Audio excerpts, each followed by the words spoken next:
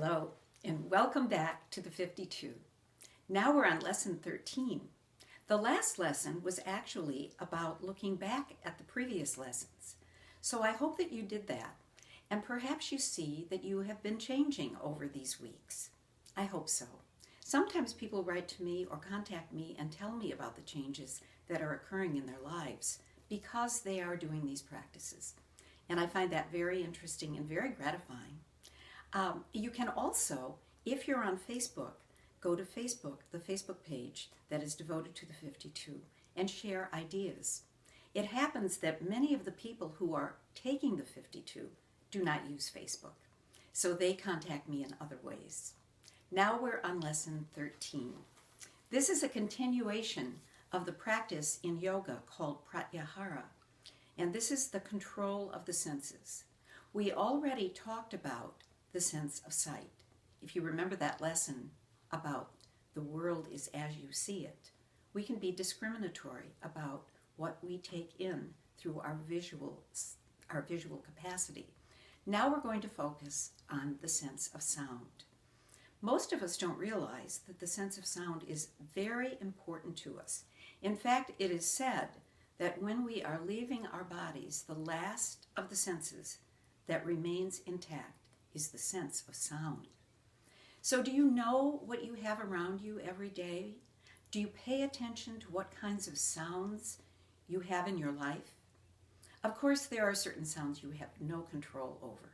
If you're on the street and an ambulance goes by, you can't really stop that ambulance. If you're sitting outside and the crows are hawking in the branches above you, they're going to continue hawking.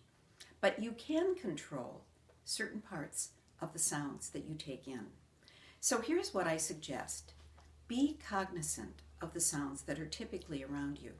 If you just by routine have your radio playing, or perhaps you have the television on, and maybe there's a lot of glaring, maybe not so happy news, these are the sounds that you can have control over. So here's what I suggest. There are lots of suggestions in this chapter. This is all about becoming more conscious of who you are in the world. At one point in my life, I continued to chant my mantra as often as I could. All the time that I was awake, I would chant my mantra. But you can also say words like, I love myself completely now, which is the first chapter. So this is what I suggest. Be aware of the sounds that are around you every day. If there are sounds that are unpleasant to you, that you really find don't make you feel good, if you can control those, let them go. Of course, the ultimate goal here is to have whatever sounds may be around you, and you are not influenced by them. You are beyond the sounds. So here's another idea. If there are sounds that you find very pleasant, maybe they're the sounds of nature, maybe there's a recording that you like, maybe there is a mantra that you like, try to blend those sounds into your life as much as you can and see what happens. There is also, of course, the sound of silence where you can go deeply within. But be aware of the sense of sound. Be aware of how you are influenced and see how you can change your life all on your own. It's a very powerful practice.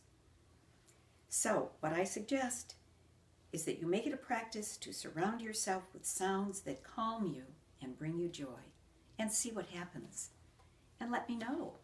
I hope that you find this to be a worthwhile practice in Pratyahara, the practice of yoga. Thank you for joining me.